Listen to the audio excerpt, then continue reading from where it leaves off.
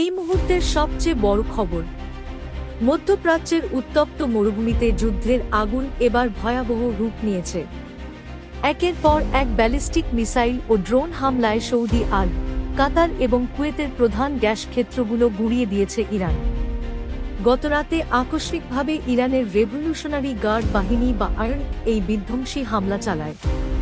হামলার লক্ষ্যবস্তু ছিল সৌদি আরবের পূর্বাঞ্চলীয় প্রধান জ্বালানি কেন্দ্র, কাতারের নর্থ ফিল্ডের গুরুত্বপূর্ণ অংশ এবং কুয়েতের বেশ কিছু বড় গ্যাস টার্মিনাল। বিশাল আকারের বিস্ফোরণে কেঁপে ওঠে গোটা এলাকা। শত শত কিলোমিটার দূর থেকে আকাশের দিকে আগুনের কুণ্ডলী উঠতে দেখা গেছে। কেন এই হামলা?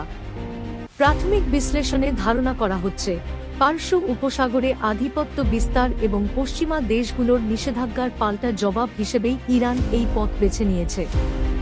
বিশেষ করে হরমুজ প্রণালী নিয়ে দীর্ঘদিনের যে উত্তেজনা, তা আজ এক চরম অস্থিতিশীল পরিস্থিতির দিকে ধাবিত হচ্ছে।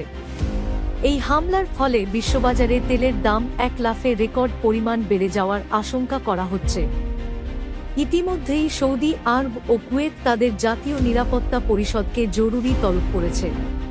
কাতার এই হামলাকে অপ্রত্যাশিত এবং অগ্রহণযোগ্য বলে ঘোষণা করেছে।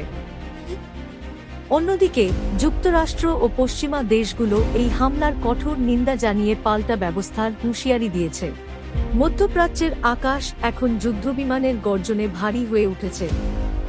যদি এই সংঘাত থামানো না যায়, তবে তা কেবল মধ্যপ্রাচ্য নয়, গোটা বিশ্বের অর্থনীতিতে ধস নামাতে পারে। ইরান কি আরও বড় কোনো হামলার প্রস্তুতি নিচ্ছে, নাকি আর বিশ্ব পাল্টা জবাব দেবে? পরবর্তী সব আপডেট পেতে আমাদের সাথেই থাকুন।